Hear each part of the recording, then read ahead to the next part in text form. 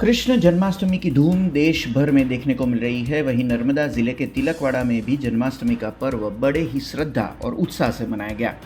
रात 12 बजते ही पूरे इलाके में नंद घेर आनंद भयो जय कन्हैया लाल की के जय घोष से वातावरण गूंज उठा। भक्तों की भारी भीड़ तिलकवाड़ा के प्रमुख मंदिरों में उमटी और भव्य तरीके से भगवान श्री कृष्ण का जन्मोत्सव मनाया गया। श्री कृष्ण भगवान विष्णु के अवतार माने जाते हैं और हर साल इस दिन को भगवान के जन्मदिन के रूप में श्रद्धा और उल्लास के साथ मनाया जाता है।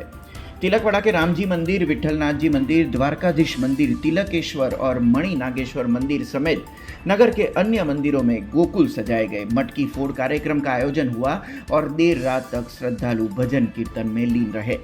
जन्माष्टमी पर श्रद्धालुओं ने उपवास रखा, 56 भोग अर्पित किए और बाल गोपाल के दर्शन कर स्वयं को धन्य किया।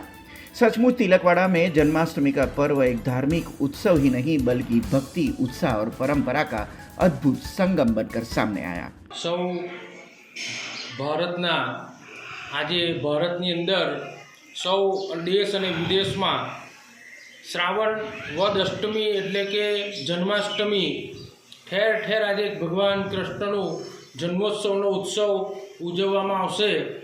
એ જ રીતે આજે તિલકવાડા તાલુકામાં અને તિલકવાડા ગામની અંદર રામજી મંદિર હોય, વિઠ્ઠલ મંદિર હોય, દ્વારકાધીશ હોય, તિલકેશ્વર હોય, નર્મદા મંદિર હોય, મણિનાગેશ્વર હોય, ઠેર ઠેર જગા ઉપર આજે રાત્રિના 12 કલાકે કૃષ્ણ જન્મ મહોત્સવનું ઉત્સવ ઉજવવામાં આવશે।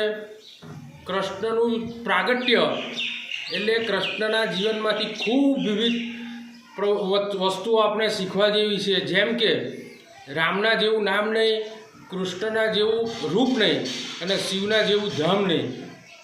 એમ જ રામના જીવનમાંથી સત્યતા શીખવા જેવી છે, કૃષ્ણના જીવનમાંથી પ્રેમ શીખવા જેવો છે અને શિવના જીવનમાંથી કરુણા શીખવા જેવી છે। એ જ રીતે સૌ ભારતને દેશ વિદેશમાં આજે કૃષ્ણ ઉત્સવનો ઉત્સવ સૌ ધર્મપ્રેમી જનતા ઉજવવાની છે। ત્યારે હું તિલકવાડા અને તિલકવાડા તાલુકા, નર્મદા જિલ્લા અને સમગ્ર દેશવાસીઓને કૃષ્ણ જન્મોત્સવની ખૂબ ખૂબ શુભકામના, આનંદ વધાય, મંગल વધાય પાઠવું છું। हमसे जुड़े रहने के लिए हमारे YouTube चैनल को सब्सक्राइब करें और नई वीडियो की नोटिफिकेशन के लिए बेल आइकॉन को दबाएं।